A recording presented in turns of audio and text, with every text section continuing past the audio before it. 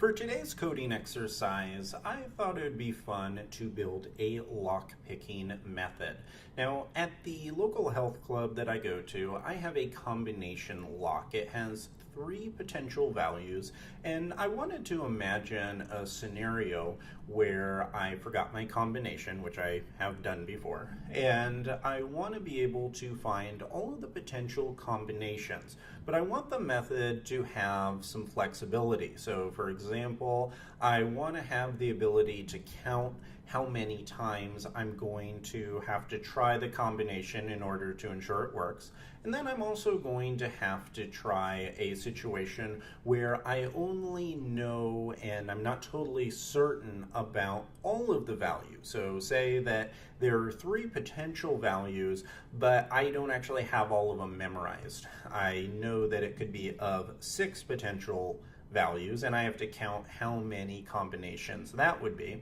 And then the method also has to be flexible enough where, in addition to giving a count of all the combinations, it can also give me all of the combinations if we pass in a optional value. So right here you can see the lockpick method needs to take an optional value of combinations and set it to true. And if that is true, it's actually going to return an array of every potential permutation. So notice right here, if we have 3 values, this will give us all 6 potential ways and orders that those values could be placed in. So I thought this would be a fun one to build out. So let's come down and let's pick out or start defining our lockpick method. The first item it's going to take is an array. And then because we have the requirement to have combinations and it has to be a optional value, I'm going to create a combinations argument. By default, I'm going to set it to nil.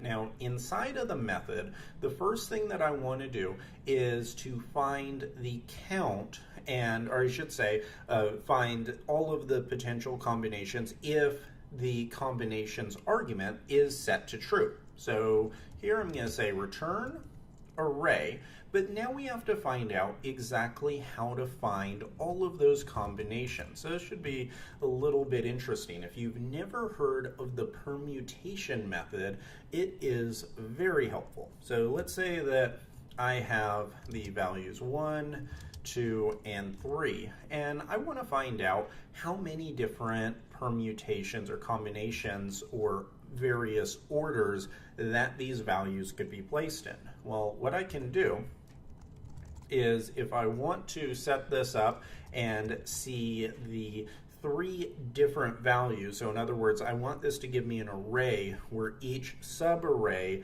is 3, then I would say permutation and pass in 3. This is going to return an enumerable, so I also have to cast this to an array. Now if I run this code, you'll see right here that this is going to generate a series of arrays, and we have an array of 1, 2, 3, another one of 1, 3, 2, 2, 1, 3, 2, 3, 1, 3, 1, 2, and 3, 2, 1. So for the values of 1, 2, and 3, if we're looking for arrays that have this number of order or this type of order, which is 3, this is exactly what we're looking for. Now, if we want the count of this, then all we have to do is come right here and just say size. Now, if I run this, this is going to tell me that there are 6 potential combinations, which is the right answer. So that is what we need to do, is we need to implement that permutation method. So I'm going to say r dot permutation, pass in 3 dot to array, and now this is where it gets a little bit tricky, is you have to say if combinations. So what I'm doing here is I'm saying I want you to return all of those values. So just like how on line 20 right here, how we're returning the values instead of the count, I want that to be the process that occurs if we pass in combinations true. And so all I have to do is say if combinations, and then it's going to return all of those permutations. Now, if that is not the case, it's simply going to pass over that return statement, and I want to just pass permutation 3.size, and this will simply return the size of the array. So this should be everything we're looking for. Let's come down and let's grab this array right here. I'm going to come down, and so for these values, so if I say lockpick, it'd help if I spelled it correctly, lockpick values, by default with no combinations, so combinations is going to be nil, you can see that this is accurate, and for 6 values there are 120 potential combinations.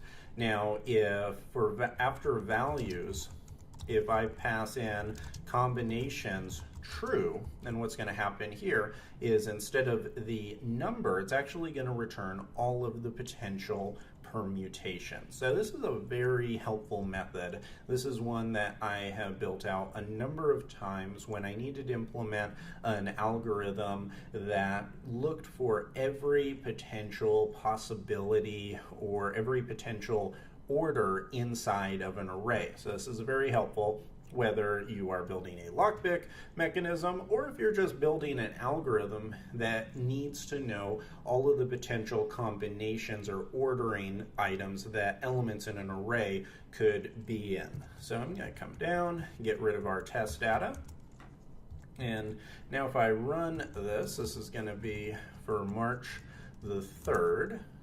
And there we go. We have 3 examples, 0 failures. So this is pretty handy because in addition to generating all those permutations, as you can see, it's also very flexible where it can have very different return types based on whatever values that we passed into the arguments.